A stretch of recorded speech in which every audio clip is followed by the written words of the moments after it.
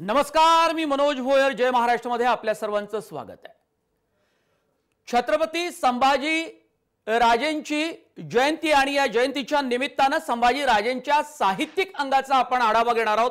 आमच्यासोबत ज्येष्ठ लेखक शरद गोरे हे जोडले जात आहेत. संभाजी राजेंचं बुधभूषण हे संस्कृत मधलं पुस्तक आहे, ग्रंथ आहे आणि या ग्रंथाचा मराठी काव्यानुवाद केलाय शरद गोरे यांनी. खूप स्वागत आहे आपलं जय महाराष्ट्राच्या या विशेष कार्यक्रमात. कार्यक्रमाचं शीर्षक आहे साहित्यिक संभाजी.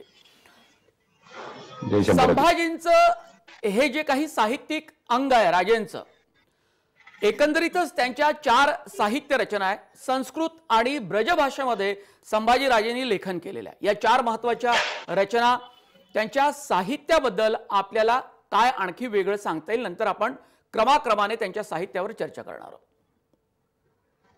छत्रपती संभाजी महाराज हे 18 भाषेमध्ये पारंगत होते. भाषा हे संवाद साधण्याचं माध्यम आहे आणि आपण त्या प्रातिनिधिक आपण बघितलं की त्या परिसरामधल्या भाषेमध्ये संवाद साधला तर लोकांच्या हृदयामध्ये आपल्याला स्थान निर्माण करता येतं. म्हणून त्यावेळेस आपण बघितलं की छत्रपती संभाजी महाराज मराठी, हिंदी, ब्रज भाषा असेल, ती पोर्तुगीज असेल, डच असेल, इंग्रजी असेल, अशा 18 भाषेमध्ये त्यावेळेस ते पारंगत होते. आता आपण जर बघितलं की या सगळ्या भाषेचं महत्व अधोरेखित करताना छत्रपती शिवाजी महाराजांनी मराठी भाषेचा पहिला शब्दकोश निर्माण केला होता. कारण का भाषेचं संवर्धन जे आहे, भाषा हे आपण बघितलं तर संस्कृतीचा आत्मा असतो आणि छत्रपती शिवाजी महाराजांनी मराठीचा पहिला शब्दकोश निर्माण केला आणि त्याची जबाबदारी छत्रपती संभाजी राजेंवर होती.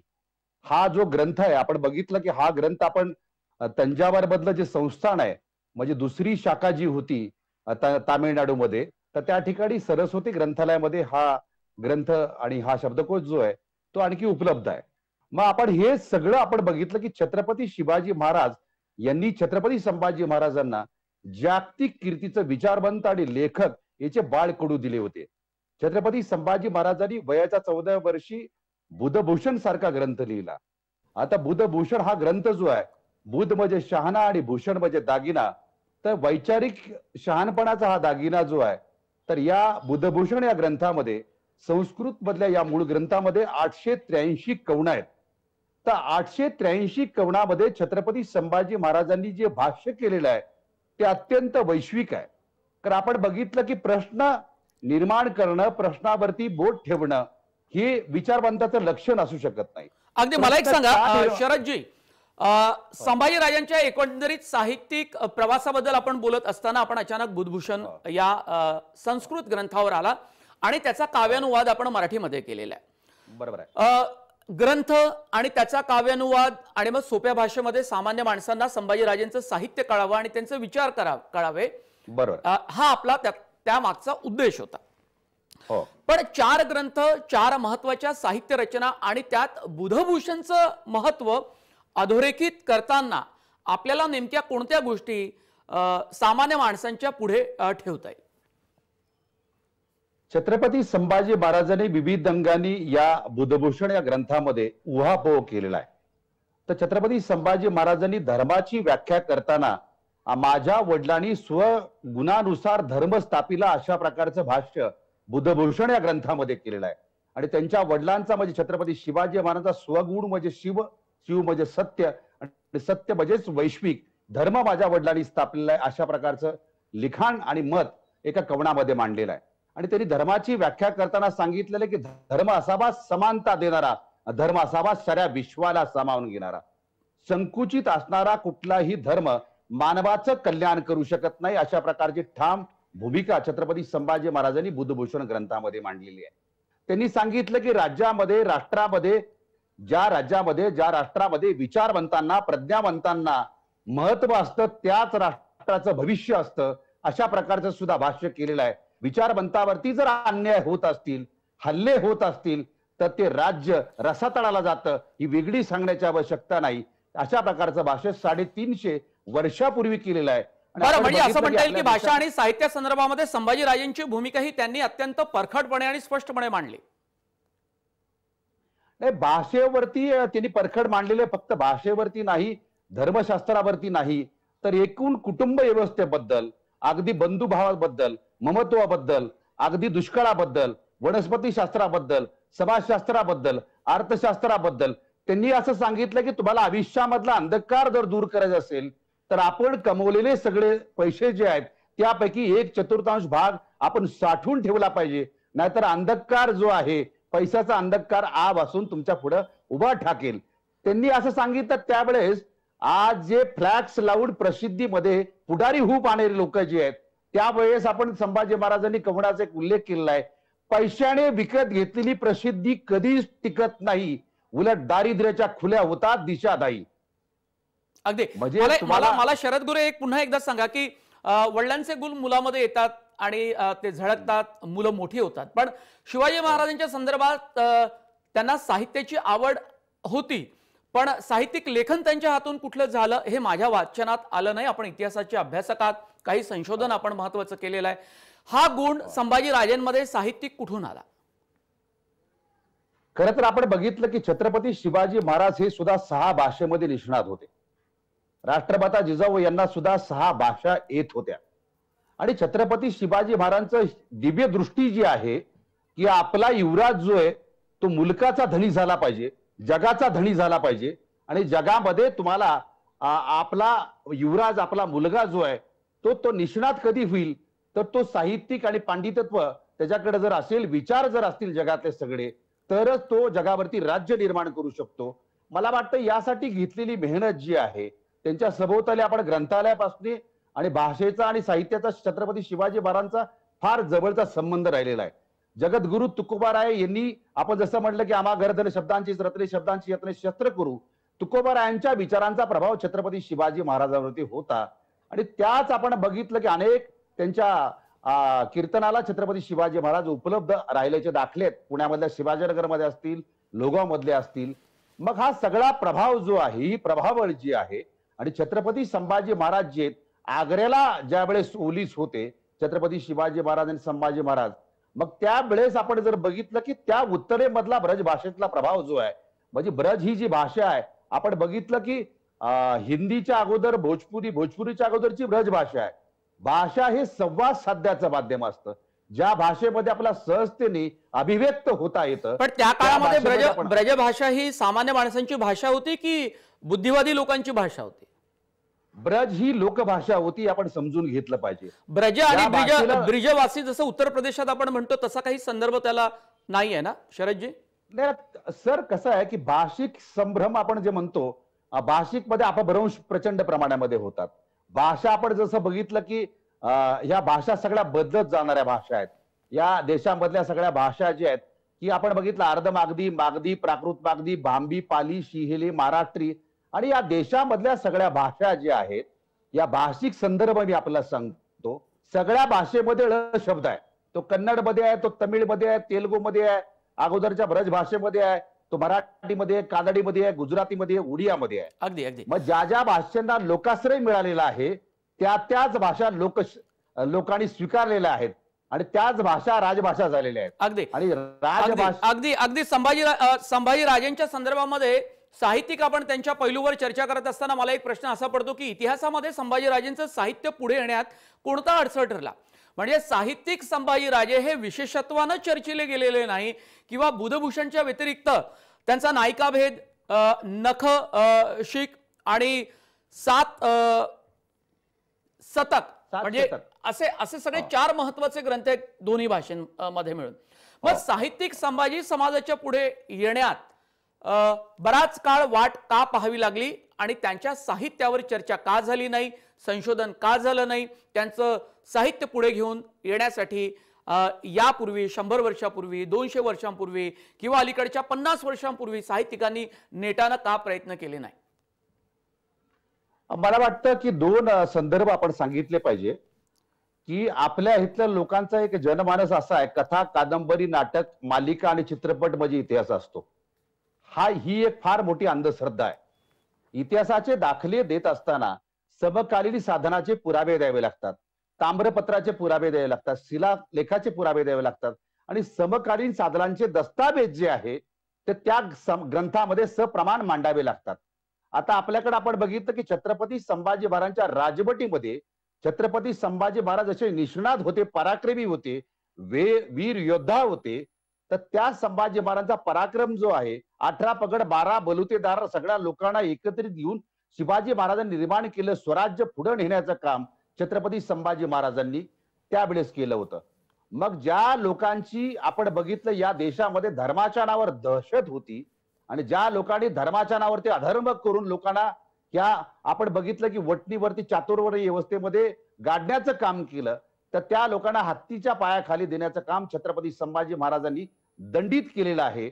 आणि त्या लोकांच्या पुढे आपण जर संदर्भ इतिहासाचे बघितले, सभासद बकरीपासून छत्रपती संभाजी महाराजांच्या इतिहासाचं चरित्र हनन करण्याचा कार्यक्रम त्यांच्या सगळ्या लोकांनी, अण्णाजी दत्तोच्या आणि अण्णाजी सावजेच्या सगळ्या लोकांनी, वंशजांनी जाणीवपूर्वक केलेला आहे.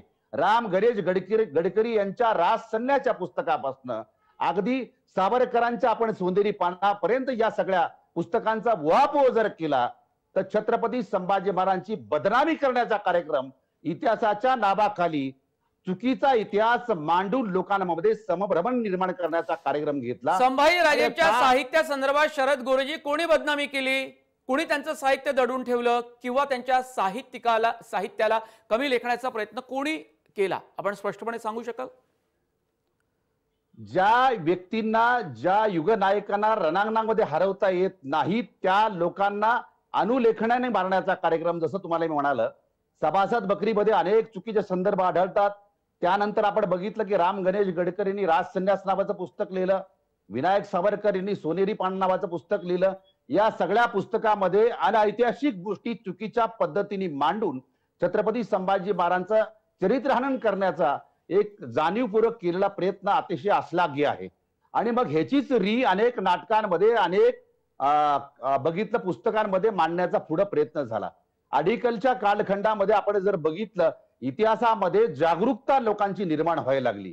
म्हणजे खरं तर मी तुम्हाला सांगतो की छत्रपती संभाजी महाराज यांनी मांडलेले अलौकिक विचार जे आहे, ती विश्वाची भाषा करतात, ती मानवतेची भाषा करतात, ती वर्णभेदाला विरोध करतात, तर ते आपण बंधुभावाची भाषा करतात, ती समानतेची भाषा करतात.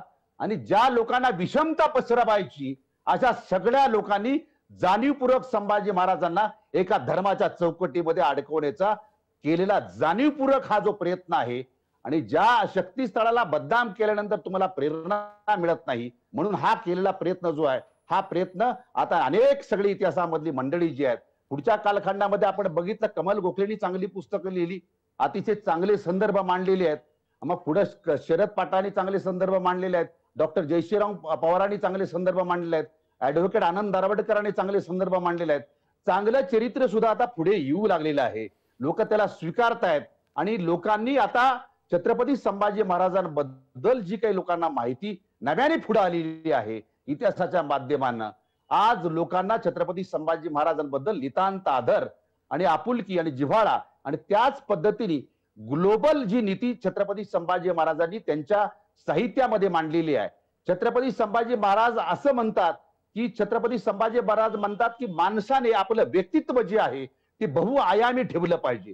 तुम्हाला या जागतिकीकरणाच्या कचाट्यामध्ये माणसाला जर टिकायचं असेल तर तो बहुआयामी असला पाहिजे, त्याला सहस्त्र पैलू असले पाहिजेत. ही आज आम्ही भाषा करतो, संभाजी महाराजांनी त्यावेळेस लिहून ठेवलंय बुधभूषण ग्रंथामध्ये. आणि त्यांनी सांगितलं आज आम्ही बॉडी लँग्वेजची भाषा करतो, आम्ही ध्येयबोलीची भाषा करतो. छत्रपती संभाजी महाराज म्हटले की एखादा समोरचा व्यक्ती जो बोलतोय त्याची ध्येयबोली निहाळली पाहिजे, त्याच्या डोळ्यात डोळे घालून आपण बघितलं पाहिजे. कारण का आपल्या चेहऱ्यावरती जे प्रकटीकरण होतं, आपल्या अंतःकरणामधले विचार जे असतात ते आपल्या चेहऱ्यावरती त्याचं प्रतिबिंब उमटत असतं. अशा प्रकारचे विचार मांडलेले आहेत. ह्या अँगलनी सुद्धा ती पाहण्याची आवश्यकता आहे. त्यांनी सगळे मांडलेले संदर्भ वनस्पती शास्त्राबद्दल अगदी शालबलीच्या वृक्षापासून बाबळीच्या झाडापर्यंत त्यांनी मांडलेला आहे. आणि दृष्टिकोन हा सकारात्मक होता. बाबळीबद्दल बोलताना छत्रपती संभाजी महाराज असं म्हणतात, हे बाबळे तुला दुःख वाटत असेल की तुझ्याकडे कुणी येत नाही, सावलीला बसत नाही, तुझी फुलं नेत नाहीत, तुला फळं नाहीत, म्हणून तुला दुःख करण्याचं कारण नाही. जगातली जी फुलं आहेत, जगातली जी फळं आहेत ती केवळ तुझ्यामुळं आहेत. कारण का तुझ्या काट्याचं कुंपण जे आहे छोट्याशा रोपट्याचं संरक्षण करतं, आणि ते संरक्षण झाल्यामुळे त्याचा वटवृक्ष होतो आणि मग त्याला फुलं येतात आणि फळं येतात. हा सुद्धा संदर्भ आहे. शरदजी, आणि अशा- म्हणजे एखादा साहित्यिक वैचारिक लेखन करतो, वैचारिक त्याची भूमिका असते. प्रत्येक साहित्यिक काही कादंबरी, कवी, कथा, कविता, वैचारिक जड साहित्य, थोडं अवघड साहित्य पण चांगलं साहित्य, समाजाला पोषक ठरेल असं वैचारिक खाद्य पुरवणार असू शकतं. पण तुम्ही हा अत्यंत वेगळा पैलू मांडला की संभाजी राजांमध्ये एक हळुवार साहित्यिक सुद्धा दडला होता. कारण बाभळीचा जो उल्लेख, झाडाचा उल्लेख तुम्ही केला, त्या संदर्भात जी काही त्यांनी मांडणी केली ती अत्यंत हळुवार, हृदयाला भिडणारी अशी वाटते. हो, फार त्यांनी त्यांचं निरीक्षण तुम्हाला सांगतो की त्यांनी राज्यकर्त्याबद्दल भाष्य केलेलं आहे की जे राज्यकर्ते आहेत, राज्यकर्त्यांनी दोन गोष्टीची नितांत काळजी घेतली पाहिजे. त्या दोन गोष्टी म्हणजे आहेत की आपल्या राज्यामधली तिजोरी, त्यातला पैसा हा जपून वापरला पाहिजे. आणि दुसरं त्यांनी केलेली सूचना जी आहे, आपला जलसाठा जो आहे त्याची साठवणूक चांगली केली पाहिजे. पाणी अडवा पाणी जिरवा हे धोरण छत्रपती शिवाजी महाराजांनी जे राबवलं होतं, आपण बघितलं शिवगंगा खोऱ्यापासून छत्रपती शिवाजी महाराजांनी अनेक जलाशय निर्माण केले. अगदी रायगडच्या किल्ल्यावरती गंगासागर तलावापासून अनेक तलाव छत्रपती शिवाजी महाराजांच्या कालखंडामध्ये शिवकालीन तलाव, त्याचा पुढे प्रचार क्रांतीसूर्य महात्मा फुलेंनी पाणी अडवा पाणी जिरवाच्या माध्यमातून केला. आता ह्या पाण्याबद्दल आणि पैशाबद्दल आम्ही काय घेतलं राज्याने? राज्याच्या तिजोरीची काय अवस्था आहे? छत्रपती संभाजी महाराज जय जयकार करायचा, राज्याच्या तिजोरीमध्ये असलेला खळखळाट म्हणजे हे कोरडं प्रेम संभाजी महाराजांवरती आहे असा अर्थ आहे का? पाण्याबद्दल आज दुर्भिक्ष जे आहे, म्हणजे पाऊस एवढा प्रचंड प्रमाणामध्ये पडून सुद्धा त्याचं नीट पद्धतीने नियोजन होत नाही, त्याचा साठा होत नाही आणि योग्य पद्धतीच्या बंधाऱ्यामधला गाळ, यावरती अनेक लोक भाष्य करतात. मला असं वाटतं याचा प्रचार आणि प्रसार जो आहे, ही जोपर्यंत राज्यामधलं सरकार जे आहे, सरकार हे मायबाप असतं. सरकार हे आपण बघितलं आई आणि वडिलांसारखी सावली जनतेवरती ठेवण्याचं काम करत असतं. या छत्रपती संभाजी महाराजांच्या शरदजी, मला आता आपली मुलाखत शेवटास पोहोचलेली आहे. साहित्यिक संभाजी राजेंचं व्यक्तिमत्व उलगडून दाखवत असताना तुम्ही त्यांच्या साहित्य रचनांसंदर्भात एक चर्चा केली, विश्लेषण केलं, उहापोह केला. पण मला एक सांगा, आत्ताच्या घडीला तुम्ही म्हणतायत की व्याख्यानं संभाजी राजेंबद्दल दिले जातात, त्यांच्या साहित्याबद्दल बोललं जातं, अनेकांनी वेगळ्या पद्धतीनं त्यांचं साहित्य हे लोकांसमोर, वाचकांसमोर मांडण्याचा प्रयत्न केला आणि जोमानं केला. पण त्याला सुद्धा कुठेतरी डावलण्याचा प्रयत्न होतो आहे का, हा एक प्रश्न. आणि दुसरा म्हणजे अशी काही चळवळ उभारली जाते का की जेणेकरून पुन्हा एकदा संभाजी राजांच्या या उत्तम दीर्घकालीन वैश्विक साहित्याला डावलण्याचा प्रयत्न होतो किंवा बाजूला सारण्याचा हेतुपुरस्सर प्रयत्न होतो, जो इतिहासात पूर्वी कधी झाला? सर, अगदी बरोबर आहे.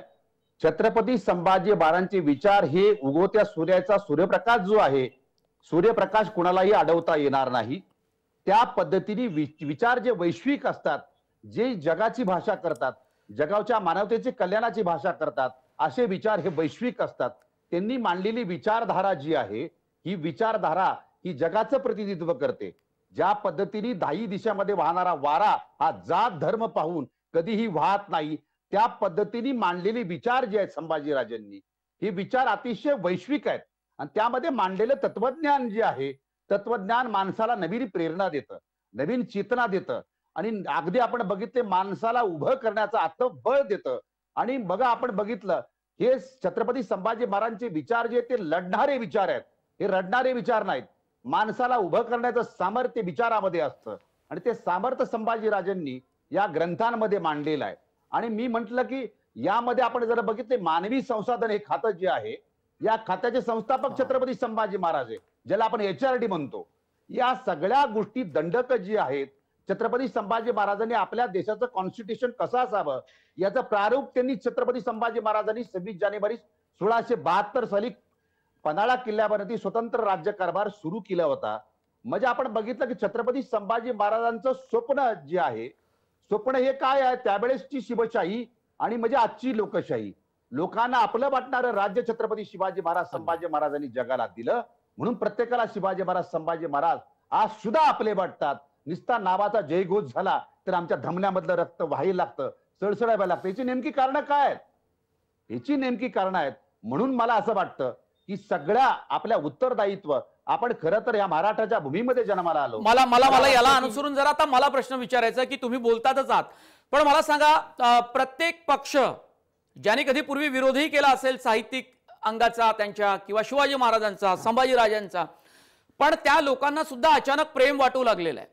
पण आणि कार्यकर्त्यांना पण प्रत्येक मराठ्याला, कुणबी, ओबीसी समाजाला शिवाजी महाराज सगळ्यांनाच खूप प्रिय आहे. संभाजी महाराजांबद्दल सुद्धा प्रेम आहेच.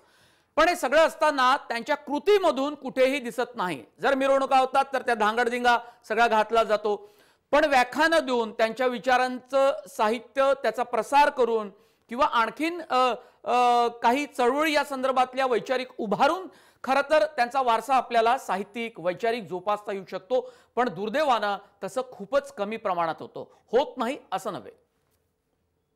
मला असं वाटतं की या आपल्या भाषा ज्या आहेत, भाषा ह्या रसातळाला जे जात आहेत, हे काही बोनसाई विचारबद्ध जे आहेत, राजकीय चापलुसी करून अभ्यास मंडळामध्ये घुसलेले आहेत. जी लोक बातीबिना स्थिती करतात, ज्यांना भूगोल माहित नाही, ती इतिहासाचे धडे जगाला गिरवण्याचा कार्यक्रम लादण्याचा कार्यक्रम करतात. मला असं वाटतं की अभ्यास मंडळावरती अतिशय तज्ञ माणसं असली पाहिजेत. या अभ्यास मंडळाची पुनर्रचना जी आहे जागतिक शैक्षणिक स्तरावरती करण्याची आवश्यकता आहे. जे युगनायक आहेत, जी प्रेरणास्थळं आहेत, त्याच्याबद्दल 2 ओळी 4 ओळीचा धडा असतो आणि 3-5 लोकांची चर्चा 4 पानामध्ये असते. असे सगळे जर विरोधाभास असतील तर कशी प्रेरणा मिळेल? मला असं वाटतं की युगनायकांचं म्हणजे छत्रपती संभाजी महाराजांचे अध्यासन निर्माण केली पाहिजे. मी गेले अनेक वर्ष मागणी करतोय, मुंबई विद्यापीठाला छत्रपती संभाजी महाराजांचं नाव राज्य शासनाने दिलं पाहिजे. 18 भाषेमध्ये पारंगत असणारे राजे, 4 ग्रंथ लिहिणारे राजे, विश्वाची भाषा करणारे राजे, मग आम्ही का आपण बघितलं का फक्त पुढाऱ्यांचीच नावं विद्यापीठाला असावी? आमचा पुढाऱ्याला विरोध नाही, पण आमची प्रेरणास्थानं, शक्तीस्थळं आणि भाषेमधले खऱ्या अर्थाने समन्वय नावाचा ग्रंथ गागा भट्टांनी लिहिला. त्यावेळेस गागा भट्ट जे आहेत भाषेचे विद्वान पंडित मानले जायचे. ज्यावेळेस छत्रपती शिवाजी महाराजांच्या राज्याभिषेकाला गागा भट्ट आले, छत्रपती शिवाजी महाराजांची त्यांचा ज्यावेळेस संवाद झाला, पुढे जाऊन त्यांनी समन्वय नावाचा ग्रंथ लिहिला आणि त्या ग्रंथाची अर्पण पत्रिका छत्रपती संभाजी महाराजांना त्यांनी ग्रंथ अर्पण केलेला आहे. आणि त्यामध्ये त्यांनी नमूद केलं की भाषेचे विद्वान पंडित छत्रपती संभाजी महाराजांना मी ग्रंथ हा अर्पण करत आहे. यावरनं हे अधोरेखित होतं. तत्कालीन समकालीन सदनामधल्या सगळ्या पंडितांनी सुद्धा छत्रपती संभाजी महाराजांचं भाषेतलं प्रभुत्व हे मान्य केलेलं आहे. आणि तेव्हा मान्य केलं शरद गोरेजी, गागा भट्टांनी सुद्धा साहित्यिक संभाजी राजेंचं व्यक्तिमत्व ओळखलं आणि त्यांच्या साहित्याची नोंद घेतली. गागा भट्टांचं इतिहासातलं महत्वही आपण जाणून आहोत. मुळात अध्यासनं निर्माण करावी, वैचारिक व्यासपीठं निर्माण करावी, विद्यापीठाला त्यांचं नाव दिलं जावं ही मागणी रास्त आहे. पण मुळातून जर साहित्यिक संभाजी तुम्हाला समजून घ्यायचे असेल तर शालेय अभ्यासक्रमामध्ये त्यांचं साहित्य हे प्रसवलं जाणं, विद्यार्थ्यांसमोर ते पुढे येऊ देणं तितकंच गरजेचं नाहीये का? अगदी मी आपल्या मताशी सहमत आहे. बिनकामाच्या राजकीय जाहिराती, सरकारच्या जाहिराती अनेक वर्तमानपत्रामध्ये येतात, त्या काही कामाच्या नसतात. पुढाऱ्यांचे फोटो पाहण्यामध्ये लोकांना अजिबात स्वारस्य नाही. मग तुमच्याकडे एवढी सगळी माहिती, जनसंचालनाचे पैसे वाह्यात घालवता, मग छत्रपती संभाजी महाराजांची पुस्तकं कमी किमतीमध्ये छापून तुम्ही सरकारी यंत्रणेच्या द्वारे ग्रंथगाराच्या माध्यमातून स्वस्त दरात का उपलब्ध करत नाही? ती इतर भाषेमध्ये काय जात नाहीत? ते फ्रेंच मध्ये, डच मध्ये, पोर्तुगीज मध्ये का जागतिक ग्लोबल प्लॅटफॉर्मवरती संभाजी महाराजांचं साहित्य जात नाही? माझी विनंती या निमित्ताने सरकारने पुढाकार घ्यावा आणि जगातल्या सगळ्या भाषेमध्ये छत्रपती संभाजी महाराजांचे ग्रंथ कसे जातील याची उपाययोजना करावी. सरकारने मनात घेतलं तर सहजतेने शक्य आहे. अगदी अगदी. शरद गोरे, इतिहासाचे अभ्यासक, लेखक आणि बुधभूषण या संभाजी राजांच्या संस्कृत मधल्या ग्रंथाचा काव्यानुवाद त्यांनी केलेला आहे. या निमित्तानं साहित्यिक संभाजी राजे हे वाचकांसमोर, प्रेक्षकांसमोर उभे झालेत. त्यांच्या साहित्यिक अंगाची ओळख वाचकांना संभाजी महाराजांच्या जयंती निमित्तानं आम्हाला करून देता आली. त्यामुळे शरद गोरे यांचे खूप खूप धन्यवाद. इथेच थांबतो आहे. ताज्या बातम्यांसाठी आपण पाहत रहा जय महाराष्ट्र.